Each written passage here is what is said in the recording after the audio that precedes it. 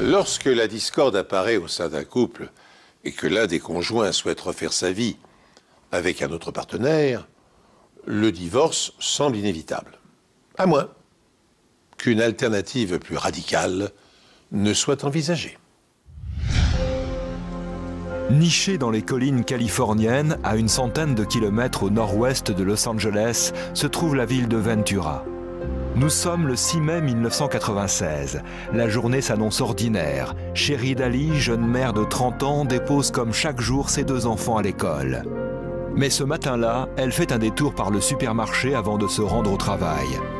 Attendue chez elle aux environs de midi, elle ne rentrera jamais. 911 dispatch. My wife brought my boy-in-law at 8:30 this morning, and she's been missing since. What is her first name? Sherry Daly. La camionnette de Sherry est retrouvée sur le parking d'une grande surface de la région, ouverte. Sherry a laissé sac à main et provisions à l'intérieur. À ce stade de l'enquête, on continue à passer en revue différents scénarios. Peut-être est-elle partie avec un proche, peut-être a-t-elle suivi un ami pour une raison ou pour une autre. En fait, on n'en sait rien. Les inspecteurs interrogent les employés du magasin. L'un d'eux a-t-il remarqué quelque chose de suspect? Un vigile se rappelle avoir vu Sherry plus tôt dans la matinée ce jour-là. Elle s'est arrêtée pour discuter quelques secondes avec un ami qui était responsable de la sécurité du supermarché à l'époque. Ensuite, elle a vaqué à ses occupations. Elle a fait quelques courses et elle est partie. Elle est sortie du magasin et s'est dirigée vers sa camionnette. D'après les caméras de surveillance, Sherry aurait quitté le supermarché à 9h22. Sherry's the backbone of our family, and now she's missing. Today we're going to try and do the base of Ventura, river bottom. Amis et membres de la famille diffusent des portraits parmi la population. Des appels à témoins sont lancés à la télévision et à la radio. One volunteer says today reminds him of the day they found another Ventura County missing woman. Tout le monde connaît le couple Daly. Sherry et Michael sont des enfants du pays. C'était son premier grand amour. Elle l'aimait tellement qu'elle ne voyait que lui. Mike était tout pour elle. Sherry et Mike sont alors mariés depuis 12 ans et parents de 2 jeunes enfants. Mike travaille dans une épicerie dont il est le gérant. En fouillant un peu dans leur passé conjugal, on s'aperçoit que le couple entretient des relations tumultueuses. Il lui faisait croire qu'il voulait sauver leur mariage. Mais on ne peut pas dire qu'il avait le comportement d'un époux modèle. Et pour cause, des amis prétendent que Michael a une maîtresse, une femme avec laquelle il travaille, un ancien mannequin, Diana Owen. Il ne s'en cachait pas. Ses collègues étaient au courant, la famille aussi. Et bien sûr, elle a fini par l'apprendre. Lorsqu'un homicide ou une disparition surviennent, les enquêteurs commencent à s'intéresser à l'entourage proche de la victime. Et ce réflexe est systématique lorsque l'un des conjoints est infidèle. À titre d'exemple, en France, une étude sur les éléments de mesure des violences conjugales, publiée par l'Observatoire national de la délinquance, révèle qu'en 2004, 25 hommes et 162 femmes ont été tués par leur conjoint. Sachant que Diana Owen était la maîtresse de Michael Daly, la police commence donc par explorer cette piste.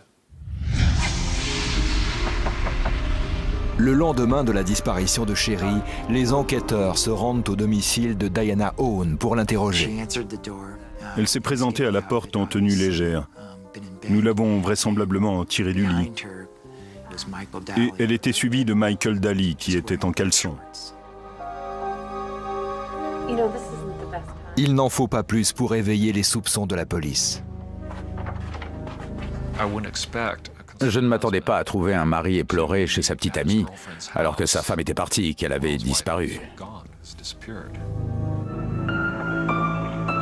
Quelques jours à peine après la disparition de Sherry Daly, un témoin oculaire déclare avoir vu la jeune femme sur le parking et avoir assisté à une drôle de scène, comme si elle se faisait arrêter. Des témoins oculaires l'ont vue à proximité de sa camionnette, ouvrir la portière. C'est alors qu'une femme s'est approchée d'elle. Sherry s'est retournée, lui a parlé quelques secondes. Elles ont juste échangé quelques mots. Ça a été très bref. Ensuite, la femme a plaqué Sherry contre la camionnette et lui a passé les menottes. Puis elle l'a poussée jusqu'à sa voiture et l'a fait monter de force à l'arrière, comme l'aurait fait un policier. L'individu nous a été décrit sous les traits d'une femme portant un tailleur-pantalon de couleur fauve. Une blonde avec des lunettes noires. Mais cette description ne colle pas avec celle de Diana Owen, la maîtresse de Michael Daly. Owen est brune et sa voiture ne ressemble pas à celle du ravisseur. Les témoins nous avaient parlé d'un véhicule bleu canard, une couleur qu'on ne rencontre pas tous les jours sur les routes. C'est ce qui m'a amené à penser qu'il devait s'agir d'un véhicule de location. L'inspecteur Burt et son coéquipier font le tour de toutes les agences de location de voitures de la région. Skip a demandé à la réceptionniste « Avez-vous une location enregistrée au nom de Michael Daly ?» Elle a consulté ses fichiers, pas de trace de Michael Daly. Alors il a demandé « Et au nom de Diana Owen ?» La réceptionniste a repris son listing et c'est comme ça que nous avons découvert que Diana Owen avait loué une voiture le 5 mai. Le 5 mai, la veille de la disparition de Sherry. On s'est regardé et on s'est dit « On la tient ». Diana Owen nie avoir loué le véhicule. Elle prétend que la signature qui figure sur le contrat de location n'est pas la sienne. Par ailleurs, aucun employé de l'agence n'est en mesure de l'identifier formellement. La voiture de location vient d'être restituée. On a jeté un coup d'œil à l'intérieur. En regardant par le bas de la vitre arrière, on a vu une couleur brunâtre sur la moquette du plancher. Les médecins légistes analysent les taches retrouvées à l'arrière du véhicule. Les tests à la phénolphtaléine se révèlent positifs. La phénolphtaléine est un réactif chimique qui prend une teinte rouge au contact de l'hémoglobine contenue dans le sang. C'est comme s'il y avait eu une mare ou une flaque de sang dans cette zone du plancher. Comme si une personne blessée s'était penchée en avant et avait perdu beaucoup de sang à cet endroit. Avec du luminol, les enquêteurs tentent ensuite de détecter d'éventuelles taches de sang dans la voiture et le coffre. Les experts du laboratoire de police scientifique nous ont raconté que lorsqu'ils ont pulvérisé du luminol à l'intérieur de la voiture, l'habitacle s'est illuminé comme un néon. Autrement dit, il y avait du sang partout. Les prélèvements sanguins effectués sur les parents de Sherry permettront aux médecins légistes de conclure que le sang retrouvé à l'intérieur de la voiture est bien celui de Sherry Daly. J'étais intimement persuadée qu'il s'était produit quelque chose de grave. Je savais qu'elle n'aurait jamais abandonné ses enfants. Jamais elle ne les aurait laissés de son plein gré.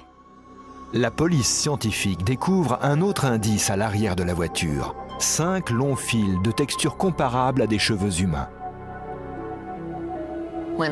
En les examinant au microscope, j'ai constaté qu'il ne s'agissait absolument pas de cheveux.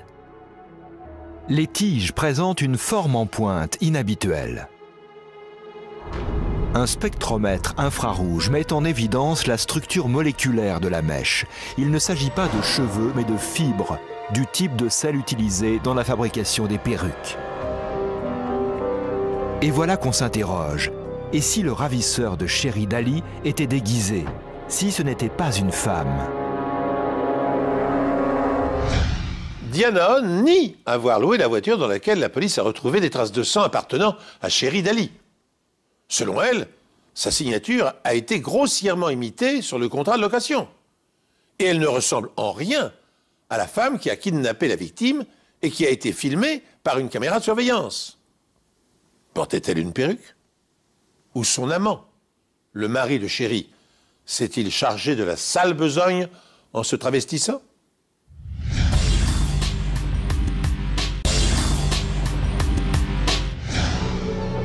Lors d'une battue organisée 25 jours après la disparition, des bénévoles retrouvent des ossements en bordure d'une route isolée à moins de 5 km du lieu où a été enlevée Sherry.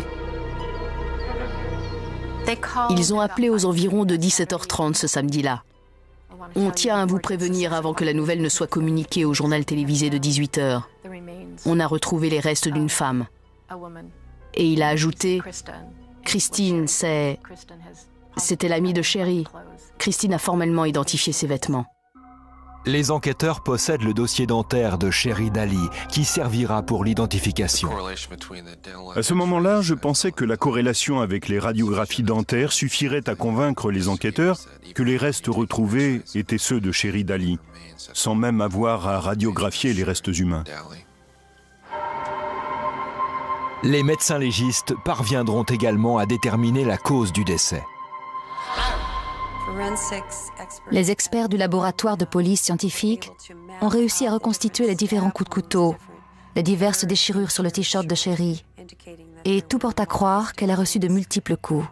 En fait, plus que ceux que l'on a décelés au niveau des os. Sherry a été sauvagement agressée.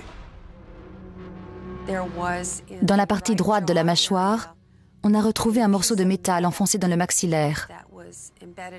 C'est Jim Roberts, l'un des experts de notre laboratoire, qui a procédé à son extraction. En analysant le fragment métallique à l'aide d'un microscope électronique, Roberts obtient une image en 3 dimensions et une photo qu'il peut identifier. Après examen au microscope, nous avons acquis la conviction que cet objet provenait d'un couteau à lame dentelée, plus précisément qu'il s'agissait de la pointe de l'une des dents. 2 individus sont suspectés, dont Michael, l'époux de Sherry, mais celui-ci affirme qu'il se trouvait sur son lieu de travail au moment de l'enlèvement. Tout incriminait Diana. Et grâce à son alibi, Mike ne pouvait être l'homme de main. L'autre suspect est Diana Owen, la maîtresse de Michael. Le véhicule qui a servi à l'enlèvement de Sherry Daly a été loué par un individu qui a signé du nom de Diana Owen. Owen prétend que ce n'est pas elle, que quelqu'un a loué la voiture en falsifiant sa signature. Jack Harris est expert en documents, spécialiste de l'analyse graphologique. Si quelqu'un avait tenté d'usurper son identité, la personne aurait essayé d'imiter au mieux la signature qui figure sur son permis de conduire. Or, une différence nous a sauté aux yeux. Sur le contrat de location, les majuscules sont nettement différentes de celles que l'on peut voir sur une véritable signature de Diana Owen, et l'inclinaison de l'écriture n'est pas la même.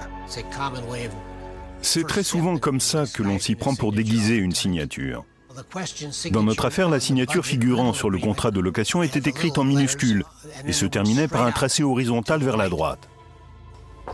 Dans un second temps, Harris compare la signature du contrat de location avec les signatures qu'utilisait Diana Owen 10 ans auparavant. Et là, surprise. On constate d'étranges similitudes entre ces anciennes signatures et celles apposées au bas du contrat de location de voiture. Effectivement, on retrouve de manière récurrente ce tracé en ligne droite caractéristique. La conclusion s'est alors imposée à moi, c'est elle qui a signé et paraphé le contrat de location. Harris pense que lorsqu'elle signe le contrat de location du véhicule, Owen est persuadée de faire un faux. Or, sans le savoir, elle adopte une graphie qu'elle utilisait quelques années auparavant. Les enquêteurs trouveront d'autres preuves médico-légales. Une femme qui tenait une boutique de perruques à Oxnard a reconnu Diana Owen et s'est souvenue de lui en avoir vendu une peu avant l'enlèvement de Sherry Daly. Owen a réglé ses achats par chèque. En fouillant dans les archives de Owen, les inspecteurs retrouvent d'autres chèques établis peu avant la disparition de Sherry. Des pièces intéressantes, rédigées à l'encre verte. Tout le monde ne se promène pas avec un stylo vert dans son sac à main. Or, il se trouve qu'au moment de son arrestation, Diana Owen en portait précisément un sur elle. Les inspecteurs transmettent les chèques et le stylo vert à un expert en documents spécialisé en spectrographie. Les premiers tests que je réalise sont des tests non destructifs. Ils visent à déterminer la formule de l'encre, seulement la formule. La technique la plus couramment utilisée pour comparer 2 encres est celle du comparateur spectral vidéo. Cet instrument permet d'analyser les encres dans les parties ultraviolettes, infrarouges et visibles du spectre. Théoriquement, s'il s'agit de la même formule d'encre, elle doit réagir de la même façon dans toutes les conditions étudiées.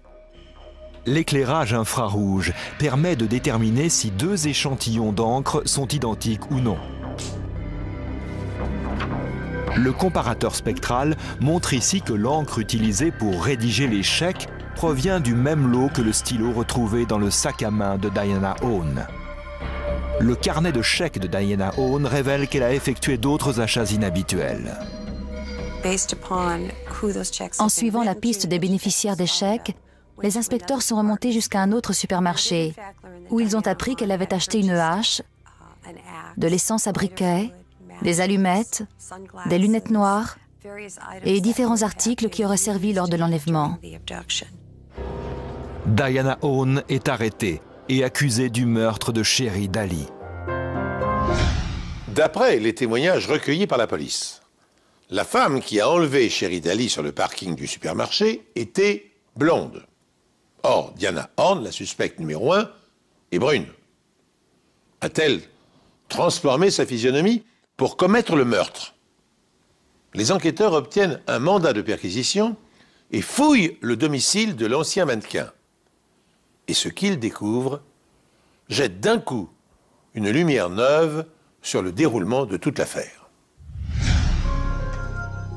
En fouillant sa chambre, nous sommes tombés sur une série de photos sur lesquelles elle apparaissait dans divers accoutrements, et changeait à chaque fois de postiche et de maquillage, comme lorsqu'elle posait pour une agence de mannequins. Nous avons demandé à la mère de Diana Owen si elle reconnaissait sa fille sur l'un de ces clichés, et d'un signe de tête, celle-ci nous a indiqué que non, ce n'était pas elle. Puis les relevés téléphoniques de Owen se mettent à parler à leur tour. Diana et Michael se sont téléphonés à diverses reprises, immédiatement avant et après l'enlèvement. Sur la base des appels téléphoniques et des preuves médico-légales, les procureurs affirment que Diana Owen a loué le véhicule en son nom propre, les agences de location exigeant un permis de conduire valide. Pour dissimuler son identité, Owen tente de falsifier sa propre signature, mais la supercherie est rapidement percée à jour par les experts de la police scientifique. Owen suit Sherry Daly jusqu'au parking du supermarché. Elle porte une perruque blonde et des lunettes de soleil afin de ne pas être reconnue. Lorsque Sherry sort du magasin, Owen se fait vraisemblablement passer pour un policier puisque des témoins affirment que Sherry a été menottée et embarquée de force à l'arrière du véhicule. Inévitablement, Sherry finit par reconnaître Diana et comprend que son mari et sa maîtresse s'apprêtent à la supprimer. Les preuves médico-légales montrent que Diana tue Sherry à l'arrière de la voiture de location, se débarrasse du corps dans un ravin désert, range les armes du crime dans le coffre avant de reprendre la route pour la marina de Ventura. Une fois sur place, elle ôte ses vêtements maculés de sang et se change, puis elle appelle Michael de la cabine téléphonique pour l'informer qu'elle a accompli le travail. Owen se rend ensuite dans un centre de lavage automatique où elle tente de nettoyer le sang qui a taché l'arrière et le coffre de la voiture, mais en vain. Les tests au luminol et à la phénolphtaléine, de même que les analyses ADN, confirment que Sherry Daly a été sauvagement agressée dans la voiture louée par Owen. Les 5 fibres de la perruque corroborent la thèse du déguisement. L'expertise médico-légale de l'écriture et de l'encre montre également que les chèques utilisés pour acheter la perruque et la hache ont bien été rédigés de la main de Owen. Seul un maniaque ou un monstre peut commettre un crime pareil. Il faut vraiment avoir le mal en soi pour infliger un tel supplice à quelqu'un, priver 2 petits garçons de leur mère. Les appels téléphoniques passés par Owen à Michael Daly avant et après le meurtre sont la preuve de sa complicité. Le soir où nous avons procédé à l'arrestation de Michael, nous avons perquisitionné son domicile et nous avons trouvé un grand oreiller sur le lit conjugal. Il provenait certainement de l'une de ces entreprises qui impriment des photos sur des textiles.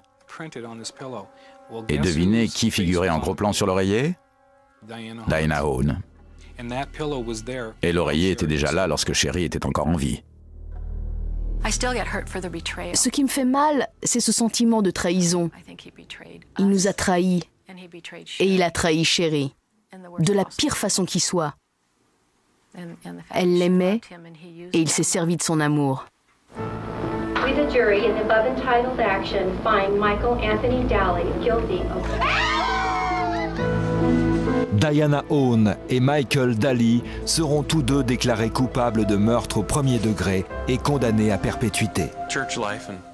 Ma foi et mon éducation m'ont appris à pardonner. Malheureusement, que Dieu me pardonne, je ne parviendrai jamais à lui accorder mon pardon. Can you describe Sherry and Diana's relationship? Not good. They both hated each other. They both wanted me. Big fat ego. Un ego surdimensionné.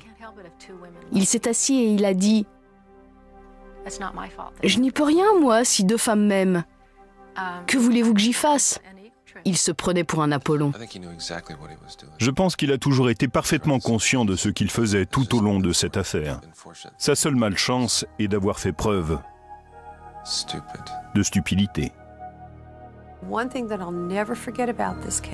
Ce qui restera gravé dans ma mémoire, c'est le souvenir de Ken Guess me disant « Lorsque Sherry et Michael se sont mariés, j'ai conduit Sherry à l'hôtel et j'ai abandonné ma fille aux mains de cet homme qui est devenu son meurtrier. Jamais je n'oublierai ce qu'il m'a confié ce jour-là. Et je suis sûre que cette pensée continuera à le hanter jusqu'à la fin de ses jours. La médecine légale a joué un rôle fondamental dans la résolution de cette affaire, tout comme l'analyse graphologique des chèques rédigés par Diana Own lors de l'achat des articles qui ont servi à assassiner Sherry. Tout cela a été déterminant.